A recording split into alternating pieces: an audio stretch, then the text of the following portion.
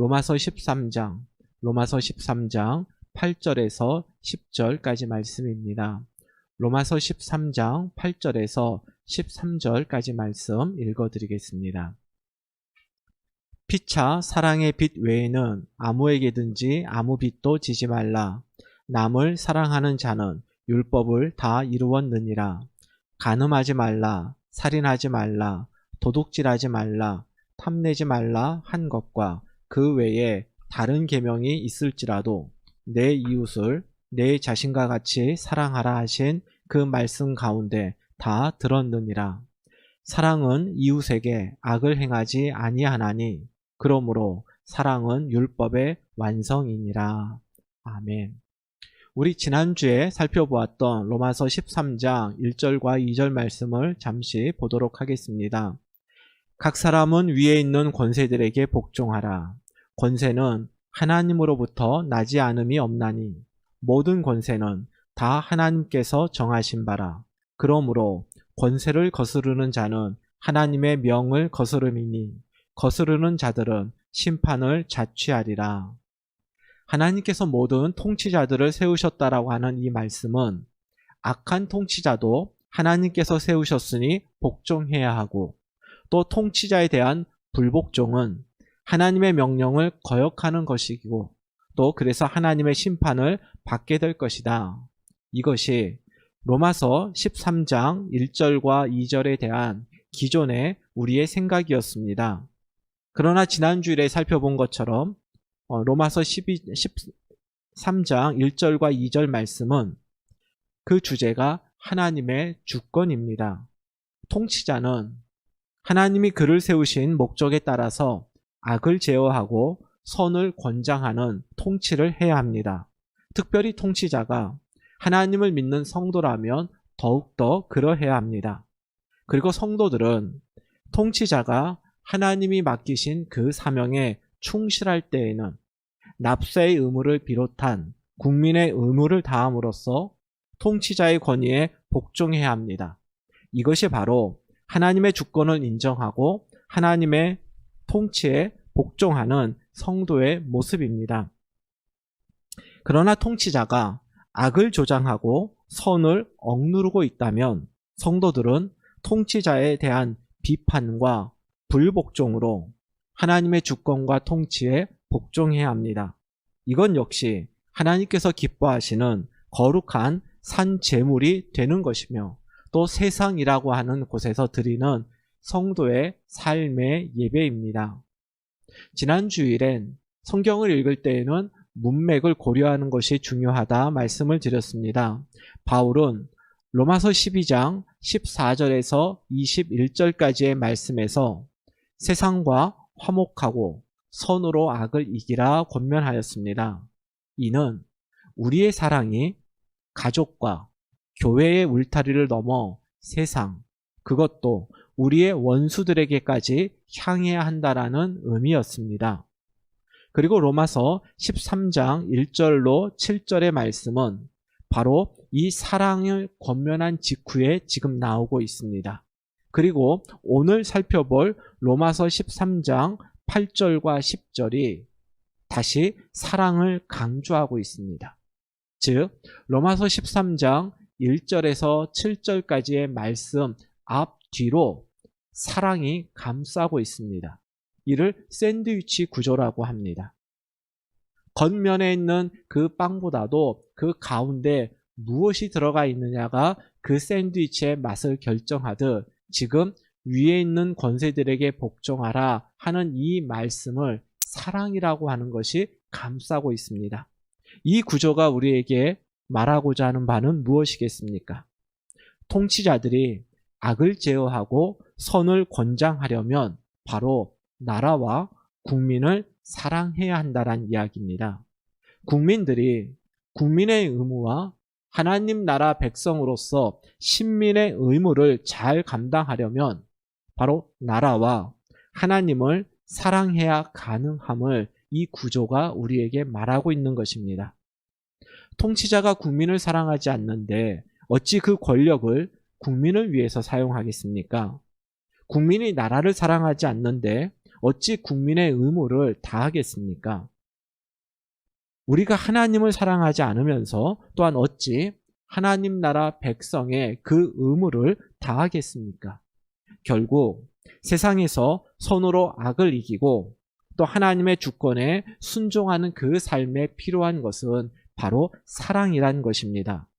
우리가 오늘 살펴볼 로마서 13장 8절에서 10절의 이 말씀은 바로 이러한 사랑의 중요성을 다시 한번 강조하고 있는 본문입니다. 오늘 본문 8절 말씀입니다. 피차 사랑의 빛 외에는 아무에게든지 아무 빚도 지지 말라. 남을 사랑하는 자는 율법을 다 이루었느니라. 아무에게든지 아무 빚도 지지 말라. 지금 바울이 그렇게 권면을 하고 있습니다. 여러분, 혹시 이 구절에서 그래도 나는 자유롭다 이렇게 생각하시는 분이 계십니까? 혹시 대출을 받은 게 있습니까? 그것은 바로 빚입니다. 혹시 신용카드를 사용하고 계십니까? 그럼 그것도 우리는 빚지고 사는 겁니다. 나는 대출도 없고 신용카드도 사용하지 않는다. 그러신 분들 계십니까? 그런 분들도 휴대전화는 다 사용하고 계시죠. 보통 휴대전화를 구입할 때 할부로 결제하지 않습니까? 그것도 결국 다 빚입니다. 이처럼 우리는 모두 할부 인생이고 모두 빚진 자입니다. 그렇다면 우리는 빚이 있기 때문에 이 로마서 13장 8절 말씀을 어겼고 또 그래서 우리는 신자의 자격이 없는 겁니까? 구약 성경을 보면 빚지지 말라는 말씀은 나오지 않습니다. 오히려 누군가에게 돈을 빌려줄 땐 이러이러하게 빌려줘라 하는 빌려줄 때의 규정이 나옵니다. 이는 빚을 지는 것 자체가 죄는 아니란 이야기입니다. 그렇다면 아무에게든지 아무 빚도 지지 말라 하는 이 8절 말씀을 우리는 어떻게 받아들여야 할까요?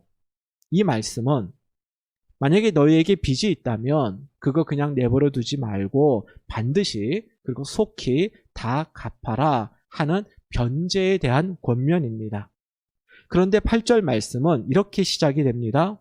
피차 사랑의 빚 외에는 아무에게든지 아무 빚도 지지 말라. 모든 빚은 가급적 다 빨리 갚되 사랑의 빚은 천천히 갚아도 된다 혹은 갚지 않아도 된다 이런 의미가 아닙니다. 사랑의 빚 외에는 모든 빚을 다 빨리 갚아라 하는 이 말씀 속에 담긴 의미를 좀 생각해 보려 합니다. 첫 번째, 사랑의 빚 외에는 하는 이 표현 속에 담긴 첫 번째 의미는 어쨌건 사랑도 빚이란 얘기입니다. 우리는 태어나는 순간부터 죽을 때까지 많은 사람들에게 많은 사랑을 받아왔습니다. 그런데 그 사랑을 빚이라고 생각해야 합니다. 즉 갚아야 할 것이라고 생각해야 합니다. 빚을 졌을 때 빚을 갚는 것은 내가 당연히 해야 할 일입니다. 그리고 그 빚을 내가 다 갚았다고 해서 상대 위에 군림을 하거나 혹은 그에게 내가 원하는 것을 요구하지 않습니다. 바울이 사랑을 빚이라 한 이유가 바로 여기에 있습니다. 사랑의 빚을 갚는다라고 하는 것은 내가 매우 특별한 일, 훌륭한 일을 한 것이 아니란 얘기입니다. 이건 빚진 자가 당연히 해야 될 의무와 같은 것입니다. 그리고 내가 누군가를 사랑함으로써 사랑의 빚을 갚았을 때 그 사람 위에 군림하거나 또 그에게 내가 원하는 것을 요구할 수도 없는 것입니다. 그런데 우리는 바로 이 부분에서 자주 실패합니다. 요즘 드라마에는 잘 나오지 않지만 예전 드라마를 보면 어려운 환경에서 고생하며 아들 뒷바라지에 인생을 다 바친 어머니가 드디어 성공한 아들과 함께 살아가다 그 아들이 결혼하여 어머니보다 아내를 더 위할 때 그때 어머니가 하는 단골 넋두리가 있습니다. 내가 너를 어떻게 키웠는데 네가 나한테 이럴 수가 있니? 내가 너를 어떻게 키웠는데 내가 너를 얼마나 사랑했는데 바로 이것은 사랑에 빚진 사람이 아니라 사랑을 꾸어준 사람이 내가 베푼 그 사랑에 본전이 생각나서 하는 말입니다. 사실 사랑을 빚이라고 생각하는 것에 자주 실패하는 사람은 바로 저입니다. 목사는 분명 모든 교인을 다 사랑하고 모든 교인들에게 목회적 관심을 쏟아야 합니다. 그런데 아무래도 초신자나 신앙적 고민이 많아 방황하는 청년들에게 저의 관심이 더 가고 또 그들을 더 많이 챙기게 됩니다. 신앙적 고민을 하는 청년들을 만나 이야기를 나누다 보면 몇몇 공통적 이야기들을 듣게 되는데 그 중에 하나는 이런 겁니다. 내가 지금 신앙적 갈등을 하는 결정적 이유가 바로 교회에서 상처를 받았기 때문이란 얘기입니다.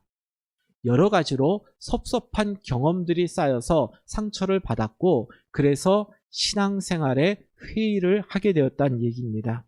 그리고 그렇게 교회에서 받은 상처 중에 하나가 바로 제가 다른 청년들보다 자신을 소홀히 대하는 것 때문이란 이런 이야기를 종종 듣게 됩니다. 솔직히 이런 이야기를 들을 때 그 청년에 대해서 미안한 마음이 드는 것이 아니라 화가 납니다.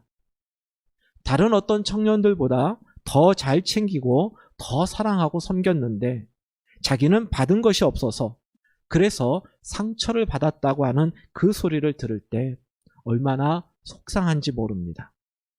반대로 제가 잘 챙기지 못해서 미안하게 생각하는 청년들은 졸업을 하면서 오히려 저에게 잘 챙겨줘서 고맙다란 인사를 합니다. 교회에서 받은 사랑이 너무 커서 그 사랑으로 어려운 시간 잘 버티고 졸업한다면서 감사 인사를 합니다. 제가 잘 해주지 못해서 미안하게 생각하는 청년은 저와 교회에서 받은 것이 많아서 고마워하는데 정말 지극정성으로 챙긴 청년은 받은 것이 없어서 상처받았다라고 말을 합니다. 이럴 때 저도 사람인지라 마음에 상처를 받기도 하고 그 후유증이 오래 가기도 합니다. 저는 많이 주었는데 받은 것이 없다라고 불평하는 청년에게 왜 제가 상처를 받을까요? 그동안 저는 그 청년이 문제라고 생각을 했습니다. 그런데 오늘 본문을 보니 문제는 저에게 있었습니다. 그 청년이 나에게 사랑의 빚을 졌는데 왜 사랑의 빚을 나에게 갚지 않지? 그 섭섭함이 저에게 있었습니다. 즉, 저는 사랑의 빚진 자가 아니라 사랑의 채권자, 즉 사랑을 꾸어준 자 생각을 했던 것입니다. 내가 너를 사랑했으니 너도 나를 사랑해야 하지 않겠니? 하는 채무자의 빚진 마음이 아니라 빚을 받아낼 권리가 있는 채권자의 마음이 바로 저의 마음이었습니다. 바로 이게 문제였습니다. 사랑을 행하고도 그래서 상처를 받을 수 있습니다. 이를 알았기에 사도 바울은 사랑의 채권자가 되지 말고 사랑의 채무자가 될 것을 권하는 것입니다. 여러분 기억하십시오. 우리가 누군가에게 사랑을 베푸는 것은 그에게 사랑을 돌려받기 위한 사랑을 빌려주는 것이 아닙니다.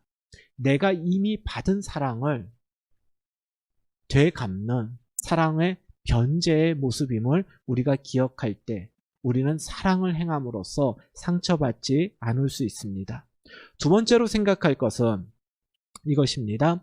사랑은 빚이되 어떤 빚이냐? 우리가 도저히 갚을 수 없는 빚이라는 생각, 이것을 잊지 말아야 합니다. 내가 살아오면서 받은 사랑을 갚아야 할 빚이라고 생각한다면 이 사랑의 빚도 사실 속히 갚아야 합니다.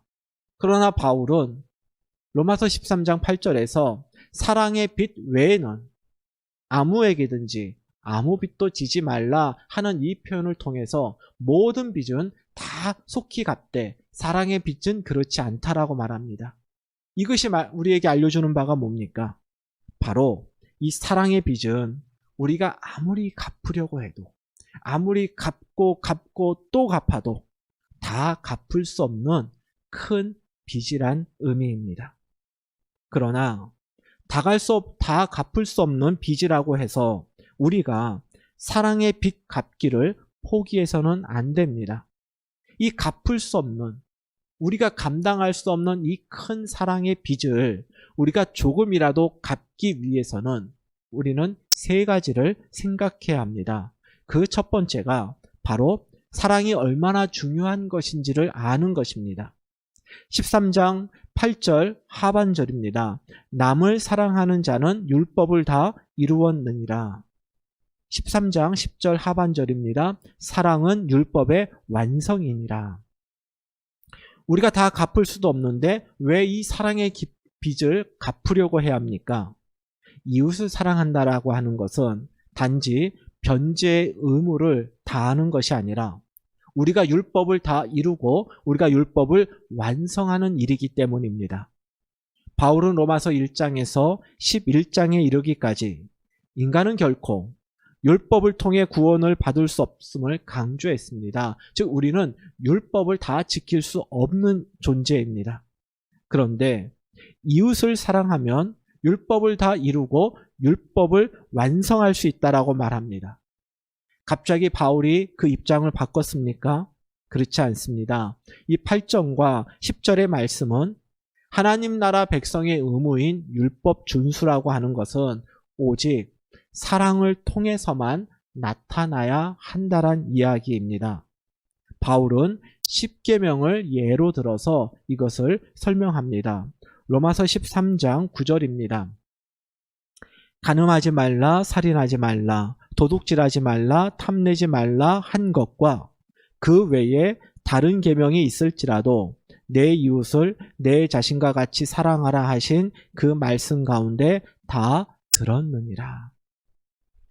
10계명은 구약 율법의 요약이자 핵심 내용을 담고 있습니다. 여러분이 다 아시다시피 10계명의 처음 4계명은 우리가 하나님과의 관계에서 지켜야 될 계명입니다. 그리고 5번째부터 마지막 10번째까지의 계명은 우리가 이웃과의 관계에서 지켜야 될 계명입니다. 바울은 이러한 10계명 중에 10계명 가운데 이웃과의 관계에서 지켜야 될 법들을 지금 9절에 나열을 하고 있습니다. 간음하지 말라 7계명입니다. 살인하지 말라 6계명입니다. 도둑질하지 말라 8계명이고 탐내지 말라 10계명입니다. 그러면 이웃과의 관계에서 우리가 지켜야 될 법 2계명이 빠졌습니다. 부모를 공경하라, 거짓 증거하지 말라. 이 계명은 로마서 13장 9절 지금 어디에 나오고 있습니까? 9절 중간에 보면 그 외에 다른 계명이 있을지라도 하는 표현이 있습니다. 그 외에 다른 계명, 이것이 바로 나머지 2계명, 부모를 공경하라, 거짓 증거하지 말라, 이것을 나타내고 있습니다. 즉 바울은 9절에서 이웃과의 관계에서 우리가 지켜야 될 10계명의 이 6가지의 계명이 곧 이웃사랑의 구체적 모습이라 말하고 있는 것입니다. 이것은 바울이 내린 정의가 아닙니다. 이미 레위기 19장 18절에 그 말씀이 나와 있고 또 예수님께서 말씀하신 가장 큰 계명이 하나님 사랑과 이웃 사랑이라고 하는 이 말씀과 지금 연결하여 기록하고 있는 것입니다. 지금 바울은 사랑이 없으면 10계명을 또 율법을 지킬 수 없다고 말하고 있는 것입니다. 하나님을 사랑하지 않는 사람이라면 당연히 10계명의 제1계명부터 4계명을 지키지 않을 것입니다. 부모를 사랑하지 않는 사람이 어찌 부모를 공경하겠습니까? 또 이웃을 사랑하지 않는 사람이 그 이웃과의 관계에서 지켜야 될 그 10계명을 왜 유의하며 살아가겠습니까? 율법 준수의 원동력은 바로 하나님과 이웃을 향한 사랑에 있습니다. 바로 이와 같은 사랑과 율법의 관계를 이렇게 표현하기도 합니다. 율법은 사랑을 담아내는 신앙의 그릇이고 사랑은 율법이라는 그릇에 담긴 기독교 신앙의 정신이요 본질이다. 그래서 사랑이 빠진 율법을 형식주의라고 말을 하는 것입니다. 여러분, 아주 대단한 표현 아닙니까? 위대한 신학자나 로마서의 권위자가 한 말이 아니라 이건 제가 쓴 말입니다. 사랑의 빚을 갚는 마음으로 이웃을 사랑하는 것은 바로 기독교 신앙의 핵심이자 본질입니다. 그렇기 때문에 우리가 비록 사랑의 빚을 다 갚을 수 없다 할지라도 우리는 최대한 그 사랑의 빚을 갚기 위해 노력해야 합니다. 이 갚을 수 없는 사랑의 빚을 조금이라도 갚기 위해서 우리가 두 번째로 생각해야 할 것은 그 사랑의 빚을 누구에게 갚느냐, 즉 변제의 대상이 누구인지를 알아야 합니다. 모든 빚은 빌려준 대상에게 갚아야 합니다. 만약 제가 국민은행에서 대출을 받았다면 그 변제 대상 역시 국민은행입니다. 제가 다른 은행에 그 빚을 갚으려고 해서도 안 되고 또 갚으려 해도 그 은행에선 받아주지도 않을 것입니다. 그런데 사랑의 빚만은 다릅니다. 채권자만 그 변제의 대상이 되는 것이 아닙니다. 부모님에게 받은 사랑에 대해서 부모님에게 공경의 모습으로 그 사랑의 빚을 갚아야 합니다. 그러나 그것이 전부는 아닙니다. 진정한 부모님의 사랑에 대한 변제는 내가 부모가 되어 부모님께 받은 그 사랑을 자녀들에게 흘려보내는 것입니다. 이렇게 부모님에게 받은 그 사랑을 부모님에게 돌려드릴 뿐만 아니라 그 사랑을 또 다른 누군가에게 흘려보내는 것, 이것이 참다운 변제입니다. 그래서 사랑을 내리사랑이라고 말을 합니다. 20년 전 신학대학원을 졸업한 후 저는 서울의 한 교회에서 2년간 청년부 전임 전도사로 사역을 하였습니다. 그때 저희 아버지께서 간암 판정을 받고 항암 치료를 받게 되었습니다. 어느 날 밤 부목사님 한 분이 저를 교육자실로 부르셨습니다. 그리고 저에게 봉투를 건네시면서 전도사라, 재정적으로 어려워서 아들 노릇도 못할 텐데 이거 아버지 치료비에 좀 보태라, 이렇게 말씀하셨습니다. 제가 살고 있는 사택에 돌아와 부목사님께서 주신 그 봉투를 열어보니 100만 원이 들어있었습니다. 20년 전 100만 원은 매우 큰 돈이었습니다. 그래서 저는 다시 그 목사님을 찾아가, 목사님, 10만 원이면 감사히 받겠는데 100만 원은 너무 큰 금액이라 받을 수 없습니다 하고 돌려드리려 했습니다. 그랬더니 목사님께서 이런 말씀을 하셨습니다. 이거 내 돈 아니야. 의미 있는 곳에 써달라고 교인이 맡긴 돈이니 부담 갖지 않아도 된다. 그리고 나도 예전에 어려운 전도사 시절에 이런 도움을 받았고 이제 내가 그때 받은 사랑을 강전도사에게 흘려보내는 것이다.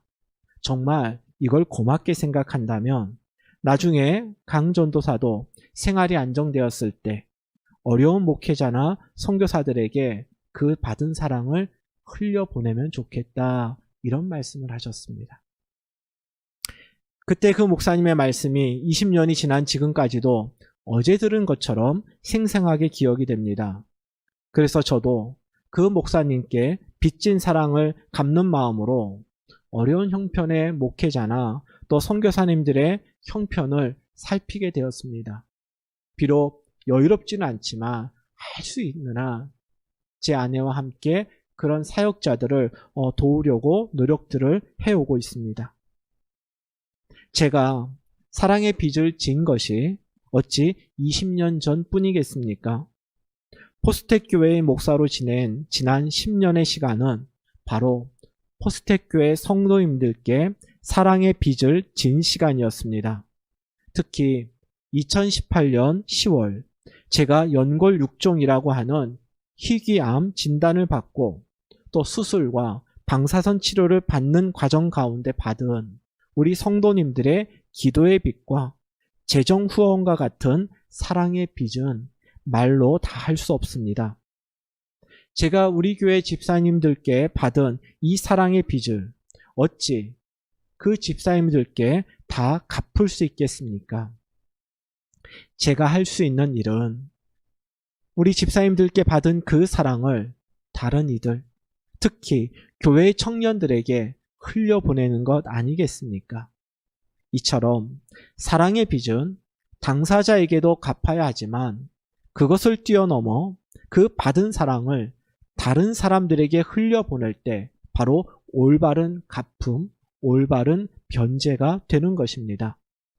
갚을 수 없는 사랑의 빚을 조금이라도 갚기 위해서 우리가 세 번째로 생각해야 할 것은 그 사랑의 빚을 어떻게 갚느냐, 그 사랑의 변제는 어떤 모습으로 나타나야 하느냐 하는 것입니다. 로마서 13장 10절 말씀을 다시 보겠습니다. 사랑은 이웃에게 악을 행하지 아니하나니. 이웃에게 악을 행하는 것은 어떤 경우에도 이웃사랑이라 말할 수 없습니다. 이를 긍정문으로 표현하면 사랑은 이웃에게 선을 행하는 것입니다. 보통 사랑에는 희생이 따른다고 합니다.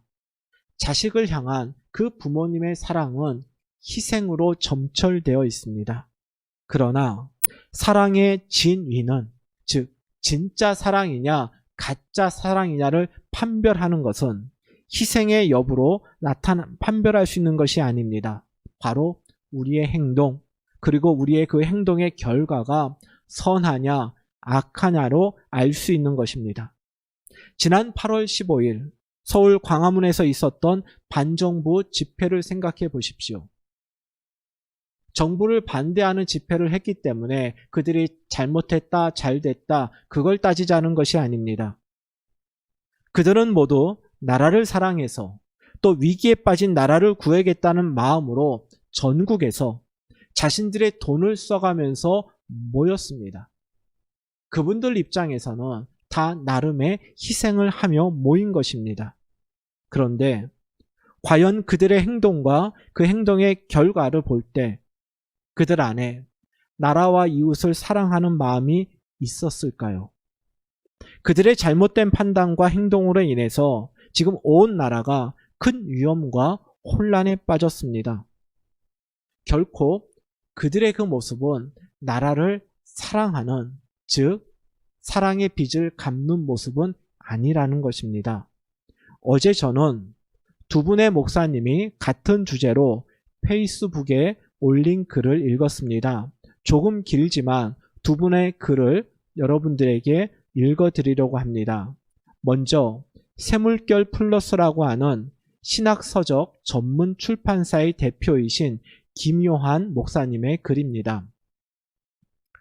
정부에서 공공방역을 위해서 제발 2주간만 모여서 예배를 드리는 것을 중지해 달라는 요청을 하자 예배는 생명과 같다, 예배에 목숨을 걸었다는 구호를 앞세워 정부의 요청을 이런 지하에 거절하는 교회들이 있다고 한다.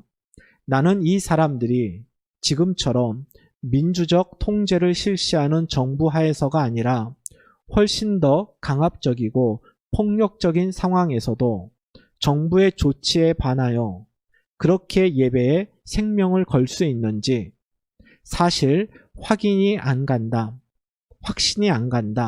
왜냐하면 지금 반정부 전선을 펼치며 예배 옹호론 내지 예배 사수론을 설파하는 이들의 평소 면면이 신뢰가 별로 안 가는 대목이 너무 많기 때문이다.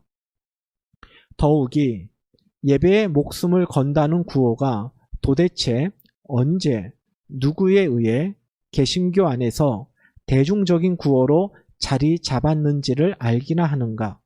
내 기억이 맞다면 성범죄로 유명한 전 아무개 목사가 1990년 초반 혜성같이 등장해서 입버릇처럼 외쳤던 구호가 바로 예배에 목숨을 걸다였다.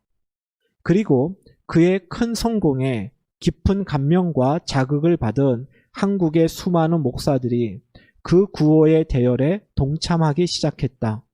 불과 20수년 전 일이다.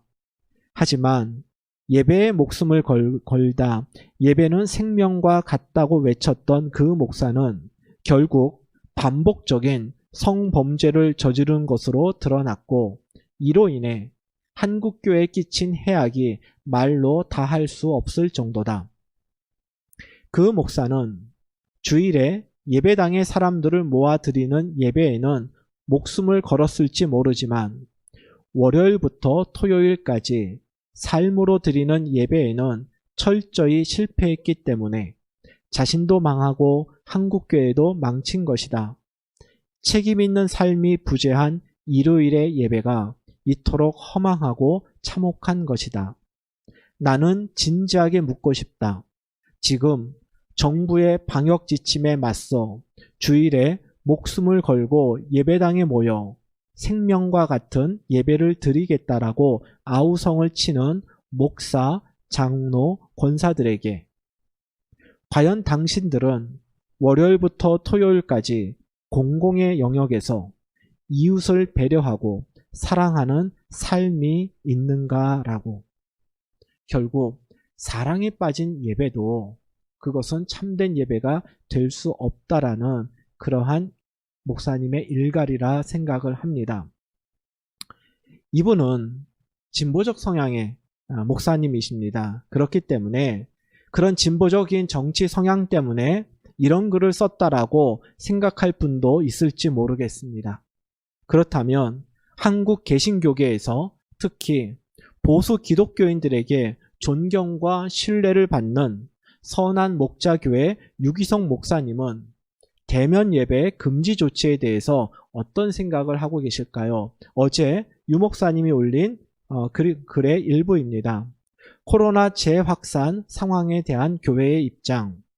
현재 코로나19 바이러스 감염 확진자가 급격하게 증가하고 있습니다. 전국적인 2차 대유행이 예고되는 매우 엄중한 상황에서 수도권 내 모든 교회 예배를 비대면 온라인 예배로 진행하고 일체의 소모임과 행사가 금지되었습니다. 코로나19 발생 후 지금까지 한국교회는 애통한 마음으로 코로나19 종식과 나라와 민족의 평화를 위해 기도하며 적극적으로 정부의 방역 지침을 따라왔습니다. 하지만 최근 일부 교회와 관련하여 바이러스 확진자가 계속 발생하여 안타까움과 함께 무거운 책임감을 느낍니다. 지난 역사 속 큰 전염병의 위기들 앞에서 교회는 부활의 신앙으로 죽음을 두려워하지 않고 믿음으로 세상을 섬겨왔습니다. 지금이야말로 교회와 성도들이 주님의 사랑과 희생을 세상에 드러내어야 할 때입니다. 이 땅의 교회들이 전염병 확산 방지를 위해 적극적으로 동참해야 할 것입니다. 교회 안에서 확진자가 더 이상 나오지 않도록 최선을 다해 방역에 힘쓸 뿐만 아니라 나라 전체의 확산이 멈추도록 각자의 삶의 영역에서도 방역 수칙을 준수해야 하겠습니다. 지금은 모든 교회가 나라를 위하여 기도의 연합을 이루어야 할 때입니다. 코로나19의 방역을 위해 수고하는 의료진과 봉사자들, 당국의 관계자들, 또 환자와 그의 가족들, 그리고 돌봄을 받지 못하는 사회적 약자들을 위해 간절히 기도해야 할 것입니다. 그리하여 빛으로 오셔서 온 세상을 섬기며 구원하시며 빛으로 사셨던 주님처럼 나라와 민족을 향한 기도와 섬김, 그리고 희생과 사랑으로 세상의 소금과 빛의 사명을 감당하는 교회와 성도들이 되길 소망합니다. 주님과 함께 이 어려운 시기를 잘 이겨나가는 교회가 되기를 축복합니다. 유기성 목사님께서 올리신 이 글은 여기서 끝나지 않고 이런 덧붙임 글이 있었습니다. 여러 교회들의 이름입니다. 즉, 유기성 목사님께서 올리신 이 글은 선한 목자교회 개교회의 입장이 아니라 여러 교회가 함께 뜻을 모아서 마련한 성명서였습니다. 화면에 나오는 이 교회들은 모두 보수 성향의 교회들입니다. 그리고 건강한 교회로 소문난 교회들입니다. 올바른 믿음을 가졌다면, 정말 하나님을 사랑하고 이웃을 사랑한다면 그의 정치적 입장이 진보건 보수건 간에 지금은 정부 당국의 방역 대처에 협조하는 것이 이웃 사랑입니다. 왜냐하면 바로 그것이 국가와 지역 공동체를 위한 선한 행동이기 때문입니다. 그러나 안타깝게도 작금의 한국의 교회는 매우 편협한 개교회 이기주의에 빠져서 국가와 국민을 생각하지 않고 그저 자기들의 주장만을 앞세울 뿐입니다. 그 어디에도 사랑의 빚진 자의 모습이 보이지 않습니다. 입으로는 사랑을 외쳐도 그들은 결코 사랑의 변제의 모습을 행하고 있지 않는 것입니다. 결국 우리가 말로써 사랑을 외치기에 앞서서 사랑의 빚진 자라는 자의식 속에 바로 우리의 사랑을 누구에게 흘려보낼지를 생각하면서 또한 우리가 그들에게 악이 아니라 선한 모습으로 다가가야 할 것입니다. 마지막으로 한 말씀만 더 나누고자 합니다. 바로 누가 이 갚을 수 없는 사랑의 빚을 갚으려고 노력을 할까요? 어떤 사람이 바로 이 사랑의 빚진 마음 속에 그 빚을 갚기 위해 받은 사랑을 흘려보내려고 애를 쓸까요? 또한 어떤 사람이 이 율법이라고 하는 기독교 신앙의 그릇에 사랑이라고 하는 신앙의 본질을 담아 선한 행동을 취할 수 있을까요? 자신이 얼마나 많은 사랑을 받았는지를 깨닫는 사람입니다. 부모님의 그 사랑과 은혜, 그리고 알게 모르게 많은 사람들의 도움과 사랑이 있었기에 지금의 내가 있을 수 있음을 고백하는 사람만이 사랑의 채무자로서 그 받은 사랑을 흘려보낼 수 있습니다. 그리고 무엇보다도 하나님께 받은 그 사랑과 은혜가 얼마나 크고 놀라운지를 깨닫는 사람만이 이 갚을 수 없는 큰 사랑 앞에 감사하며 자발적으로 이웃사랑을 실천할 수 있습니다. 성령님의 역사하심으로 우리를 향한 그 하나님의 무한한 사랑을 깨닫는 은혜가 우리 포스텍교회 모든 성도님들 위해 있기를 바랍니다. 그래서 하나님의 사랑에 빚진 자로서 우리의 이웃들에게 그 하나님의 사랑을 흘려보냄으로써 사랑의 빚을 조금이라도 갚아가며 또한 우리의 삶이 율법을 완성하는 삶이 되고 또 그러한 우리의 삶이 하나님께서 기뻐 받으시는 제물이 되기를 주님의 이름으로 축복합니다. 기도하겠습니다. 우리가 아직 연약할 때에 기약대로 그리스도께서 경건하지 않은 자를 위하여 죽으셨도다. 우리가 아직 죄인 되었을 때에 그리스도께서 우리를 위하여 죽으심으로 하나님께서 우리에 대한 자기의 사랑을 확증하셨느니라. 내가 확신하노니 사망이나 생명이나 천사들이나 권세자들이나 현재일이나 장래일이나 능력이나 높음이나 깊음이나 다른 어떤 피조물이라도 우리를 우리 주 그리스도 예수 안에 있는 하나님의 사랑에서 끊을 수 없으리라. 하나님의 사랑을 받을 자격 없는 저희들에게 헤아릴 수 없는 사랑을 베푸시고 세상의 그 어떤 도전 속에서도 저희를 향한 그 사랑을 포기하지 않으시는 사랑의 하나님 아버지, 그 사랑에 감사를 드립니다. 하나님의 자녀된 저희들이 무엇보다도 하나님께 받은 사랑을 갚을 수 없는 빚진 자임을 늘 기억하게 하시고 하나님의 사랑에 빚진 자로서 하나님께 받은 그 사랑을 흘려보내는 이웃사랑으로 율법을 온전히 이루는 삶을 살도록 도와주십시오. 무엇보다도 저희가 사랑의 이름으로 행하는 모습이 우리의 이웃들에게 악이 아니라 선으로 나타날 수 있도록 저희의 마음을 주장하여 주시고 옳고 그름에 대한 바른 분별력을 허락하여 주십시오. 잠잠하던 코로나 바이러스의 감염이 몇몇 교회와 몰지각한 사람들로 인해서 재확산될 위기를 맞이하였습니다. 지난 몇 개월간 온 국민이 함께 힘써온 방역의 노력이 헛되지 않도록 하나님께서 은혜를 베풀어 주시고 무엇보다도 교회가 말씀 앞에 깨어 앞장서 방역에 힘쓰고 국론 분열을 조정하기보다는 국난 극복을 위해 기도에 힘쓸 수 있도록 도와주십시오. 한국교회를 긍휼히 여기사 깨어져야 할 것들을 깨뜨려 주시고 무너져야 할 것들을 주께서 친히 무너뜨려 주셔서 이 위기 앞에서 교회가 새롭게 변화될 수 있도록 역사하여 주옵소서. 예수님 이름으로 기도하옵나이다. 아멘.